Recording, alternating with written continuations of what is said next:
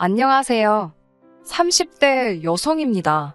얼마 전 남편과 이혼했어요. 이혼한 게 무슨 자랑이라고 이렇게 사연까지 쓰냐고요? 너무 답답해서 어디에 하소연이라도 하지 않으면 억울해 죽을 것 같아서 그러니 제 이야기 좀 들어주세요. 남편과 저는 친구의 소개로 만났습니다. 친구가 소개팅을 주선해준 건 아니고요. 정확히 말하자면 친구의 생일 파티에서 만났습니다. 친구가 35살 생일은 특별하게 축하하고 싶다며 다른 때와 달리 근사한 와인바를 빌렸더라고요. 저는 원래 술을 좋아하진 않지만 친구를 축하해주기 위해 잠시 들렸던 자리였습니다.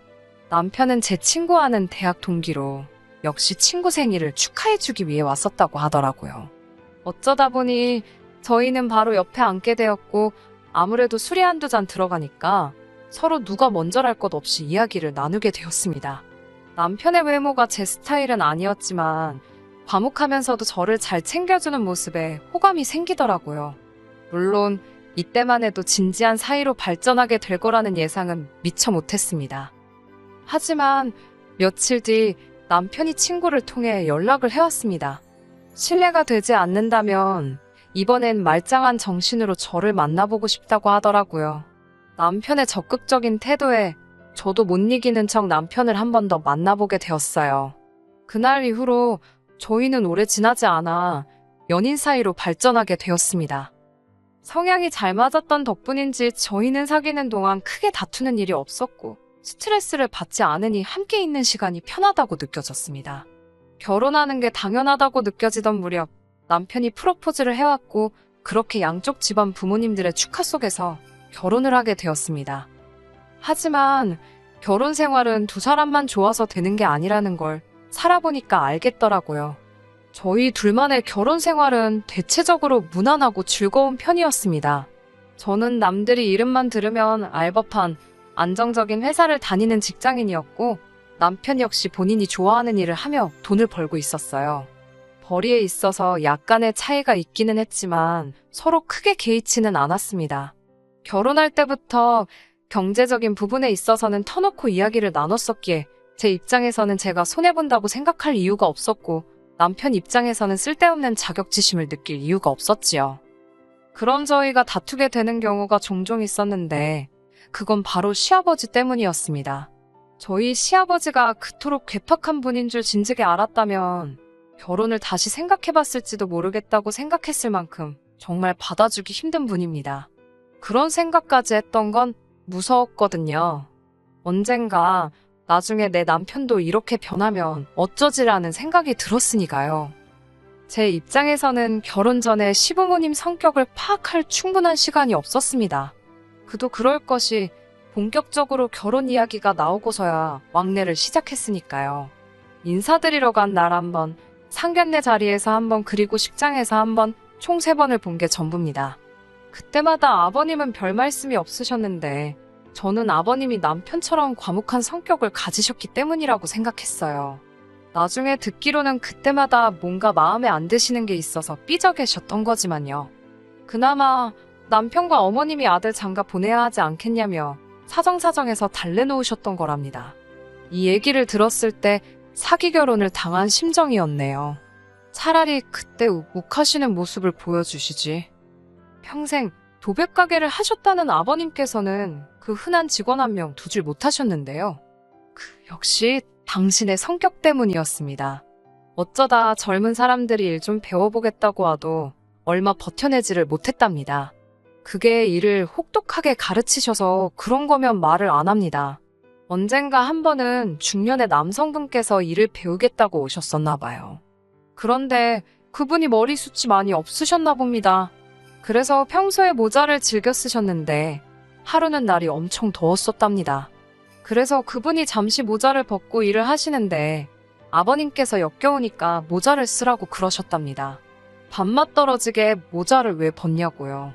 그 말을 듣고 그분께서는 심한 모욕감을 느끼셨던 모양입니다. 그전까지 아버님께 스승님이라고 부르실 만큼 깍듯하게 아버님을 따르셨다는데 그 자리에서는 서로 개하소야하면서 난리가 났던 모양이에요.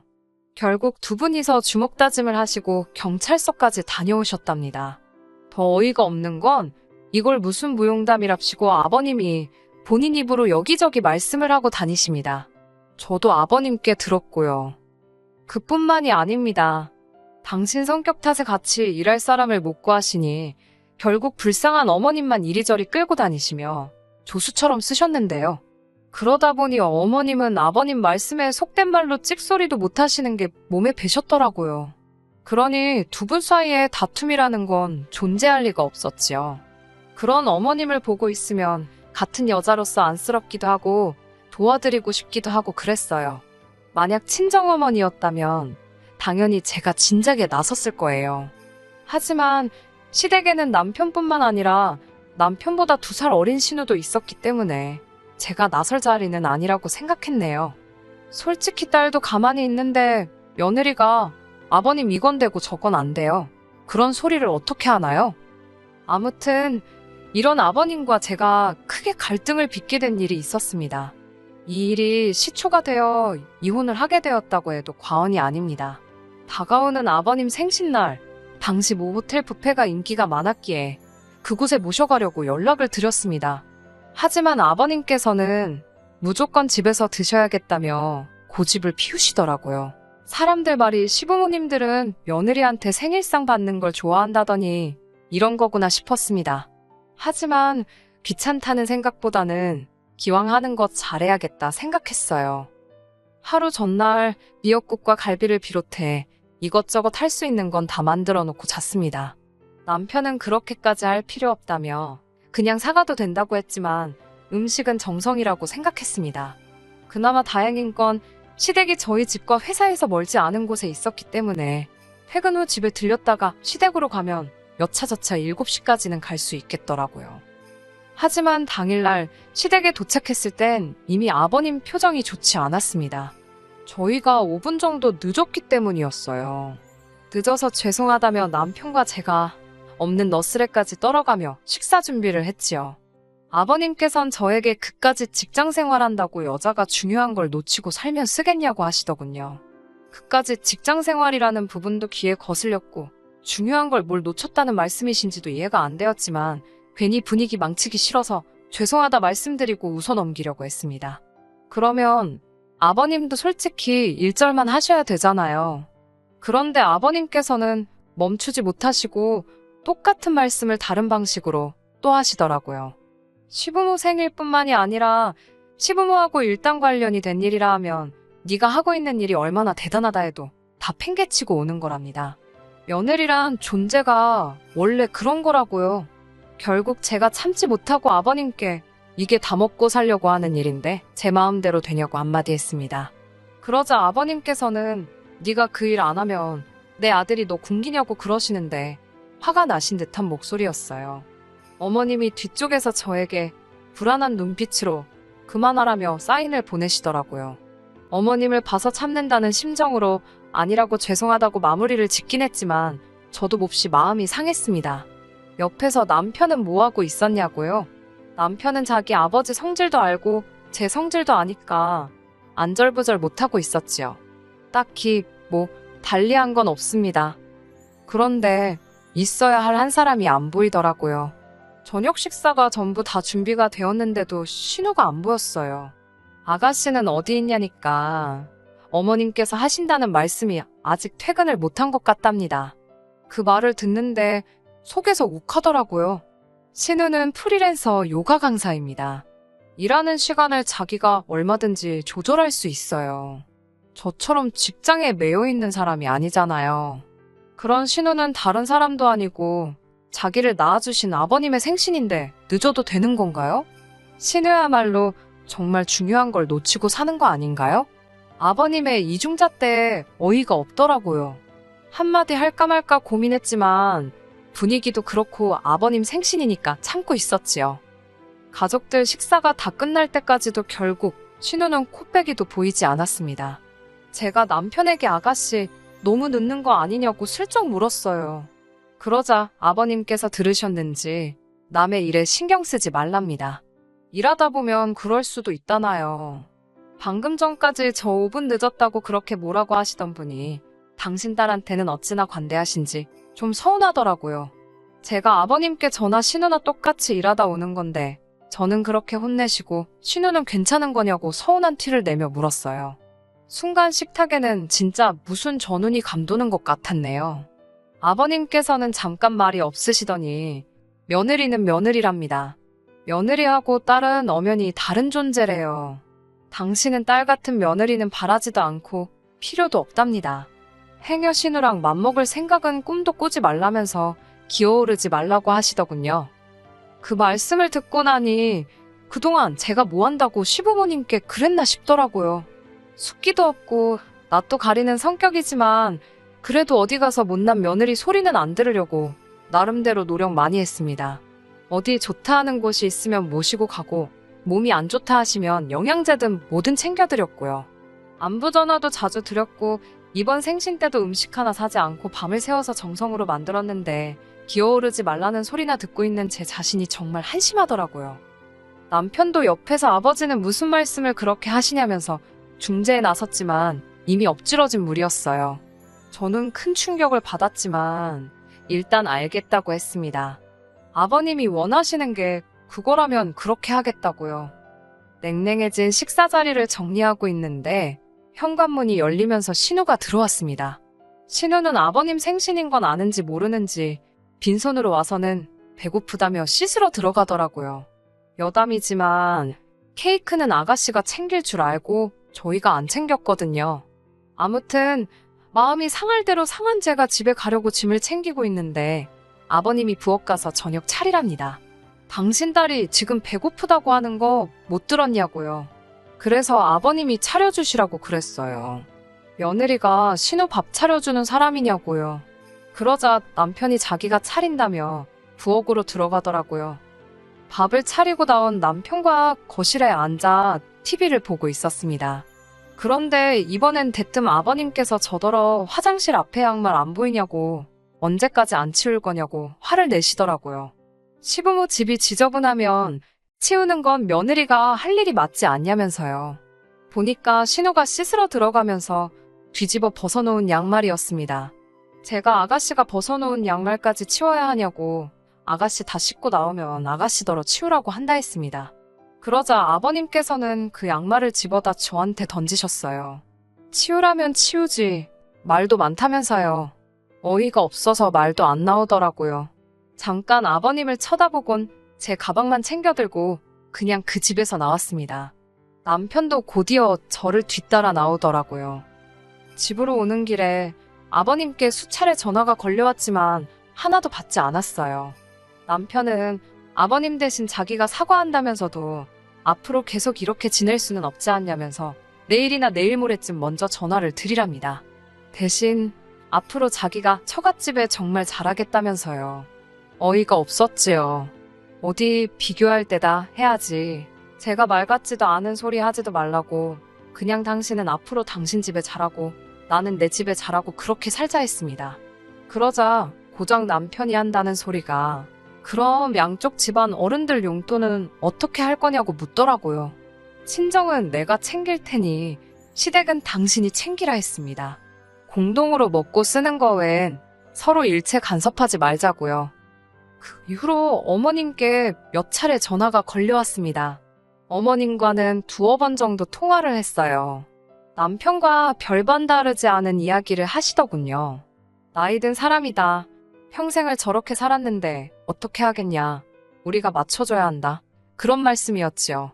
나쁜 사람은 아닌데 한 번씩 욱해서 저런다며 저더러 이해하랍니다. 그러면서 저더러 그거 밥 좀 차리고 양말 좀 치우는 게 뭐가 어렵냐고 그러셨습니다. 밥을 새로 하라는 것도 아니었다. 양말을 손으로 빨라는 것도 아니었다. 밥이랑 반찬 다 냉장고에 있는 거 꺼내주기만 하면 되고 양말은 집어다 세탁기에 넣어주기만 하면 되는 걸 왜 시아버지랑 기싸움을 하냐면서 저도 잘한 거 하나 없답니다. 솔직히 처음에는 그래도 어머님은 저를 이해해 주시는가 싶어 마음이 살짝 풀어질 뻔했는데 듣다 보니 결국은 숙이고 들어오라는 소리셨어요. 그 이후로는 어머님과도 통화하지 않았습니다. 그 이후로 남편과 저희 관계는 급속도로 악화되었습니다. 남편은 나이 든 아버님한테 젊은 제가 한 번 져주는 게 뭐가 그렇게 힘든 일인지 이해를 못하겠다며 계속해서 저를 탓했어요. 반면에 저는 남편이 제 입장을 대변해주길 바랬거든요. 다른 걸 다 떠나서 양말을 던지신 일만이라도 사과를 받았으면 좋겠더라고요. 양말에 맞아봤자 아프면 얼마나 아프냐, 그런 문제가 아니잖아요. 신우가 신었던 양말을 저에게 집어던지셨다는 그 자체가 모욕적이었으니까요. 하지만 남편은 죽어도 저를 대신해 아버님께 그 이야기를 해줄 생각이 없는 눈치였습니다. 그렇다 보니 둘의 사이가 좋아질 수가 없었지요. 그래도 이혼을 못했던 이유는 글쎄요, 결혼한 지 얼마 되지도 않아서 실패했다는 걸 인정하고 싶지 않았던 것 같아요. 대학도 취업도 다 노력한 만큼 결과가 나왔었는데 결혼 생활만큼은 제 노력대로 안 된다는 현실을 받아들이기 힘들었어요. 그런 제가 완전히 이혼을 결심하게 된 건 몇 달 전 아버님이 병원에 입원하게 되시면서입니다. 아버님께서는 도배 가게를 폐업하신 후 이따금씩 일용 근로자로 건설 일을 하셨는데요. 그날도 그 일을 나가셨다가 낙상사고를 당하셨답니다. 갈비뼈가 골절되면서 병원에 2달 정도 입원을 하셔야 된다고 그러더라고요. 그 말을 전하는 남편 표정이 심란해 보였지만 남편도 꼴보기 싫은 데다가 양말 사건 이후로 시부모님과의 관계도 있는 대로 악화된 상황이었으니 솔직히 병문안은커녕 신경도 쓰기 싫었습니다. 그래도 병문안을 가긴 가야 하나 어째야 되나 고민하며 며칠의 시간이 흘렀습니다. 남편이 하루는 저더러 이야기 좀 하잡니다. 무슨 일이냐고 물으니까 지금 병원에서 시어머니 혼자 너무 고생을 하고 계신데요. 신우는 뭐 하냐니까 프리랜서라서 자기가 쉬면 자기 고객들 다른데 다 뺏긴다고 못 쉰다 그런답니다. 그래서 그럼 자기가 가서 도와드리라니까 자기는 남잔데 그런 일을 어떻게 하냐면서 그래서 말인데 이번에 가서 며느리 노릇 좀 해보랍니다. 제가 어이가 없어서 남편을 쳐다보니까 남편이 한다는 소리가 이참에 병간호 해드리면서 어머님 아버님 마음도 풀어드리면 얼마나 좋냐는 거예요. 사람이 뻔뻔해도 정도가 있어야지 싶더군요. 사실 남편과 양말 사태로 멀어지기 시작하고 얼마 지나지 않았을 무렵 친정 어머니께서 장염으로 입원하신 적이 있으셨거든요. 그때 남편도 저희 어머니께서 입원 중인 거 알고 있었지만 저랑 기싸움한답시고 괜찮냐는 말 한마디 없었습니다. 하다못해 제가 병문안 다녀오느라 아침부터 죽 끓이고 그러고 있는데도 어디 가냐고 묻지도 않더라고요. 자기는 그렇게 철저하게 무관심으로 일관해놓고 이제 와서 저더러 이참에 며느리 노릇 개나 주라지요. 다음날 어머님께서 병원에 한번 와달라며 연락을 해오셨어요. 당신이 개인적으로 볼 일도 있고 한데 도무지 시간이 안 난다면서요. 신우나 남편한테 말씀하시라고 매몰차게 거절할까도 했지만 오죽하면 나한테 이러실까 싶어서 이번이 처음이자 마지막이다 생각하고 회사에 반차 내고 갔습니다. 병실에 도착하니 어머님이 잘 왔다며 이야기 좀 하자십니다. 어머님께서는 다짜고짜 남편이 생활비를 안 보내주신다며 저에게 왜 안 보내는 거냐, 네가 못 보내게 하는 거냐고 따지셨습니다. 제가 어머님께 그때 양말 사건 이후로 돈 관리는 각자 하고 있기 때문에 저는 아무것도 모른다 하니까 이게 다 생활비를 안 보내줘서 일어난 일이랍니다. 돈이 있어야 먹고 살지 않겠냐며 네 시아버지가 뭐라도 좀 해본다고 나갔다가 저 꼴이 난 거라고요. 달리 해드릴 말씀이 없어 가만히 듣고만 있었습니다. 그러자 어머님께서는 이러다 당신까지 병이라도 나면 큰일 난다면서 당분간 저더러 아버님 병수발을 좀 둘랍니다.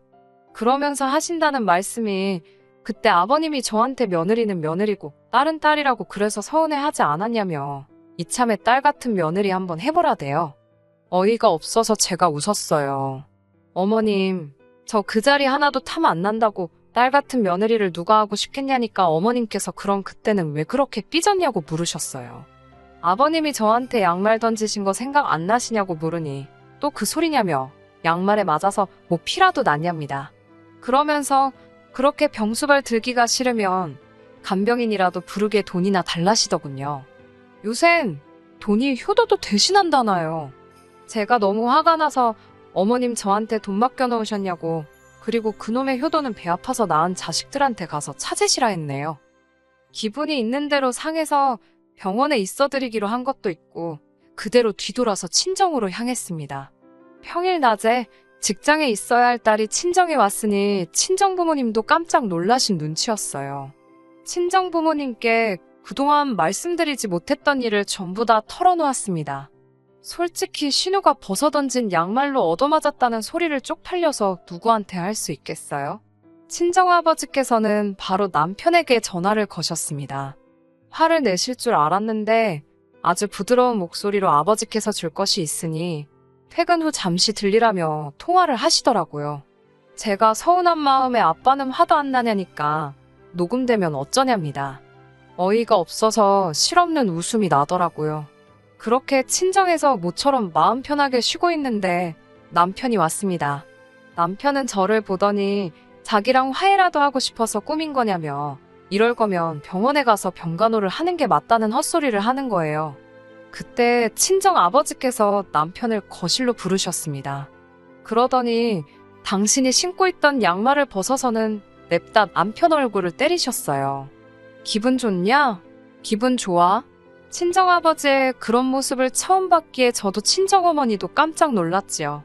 친정아버지께선 네 애비가 뭔데 내 딸한테 양말을 던지냐면서 너는 뭐하는 자식인데 내 딸이 그런 꼴을 당하는 걸 보고만 있었냐며 당장이라도 남편을 두들겨 패실 기세였습니다. 그때 친정어머니가 그 정도면 알아들었을 거라며 아버지를 말리셨고요. 그 이후로 결국 남편은 저에게 사과를 해왔습니다. 자기가 직접 맞아보니 기분이 정말 더럽더라면서 미안하다고 아버님께도 자기가 꼭 사과하게 만들겠다고요. 하지만 이미 제 마음이 식을 대로 식어버린 상태였지요. 친정아버지께서 어느 정도 제한풀이도 해주셨고 위자료 욕심도 안 나더군요. 그냥 이혼만 하고 싶었습니다. 변호사 친구에게 물어보니 어차피 결혼 생활도 짧았고 변호사 수임료 떼주고 어쩌고 하면 남는 것도 없을 거라며 웬만하면 남편하고 합의해서 이혼하라고 하더라고요. 남편도 제 의사가 확고하다는 걸 알았는지 더는 설득하려 들지 않았고 그렇게 이혼했네요. 끝나서 너무 후련합니다.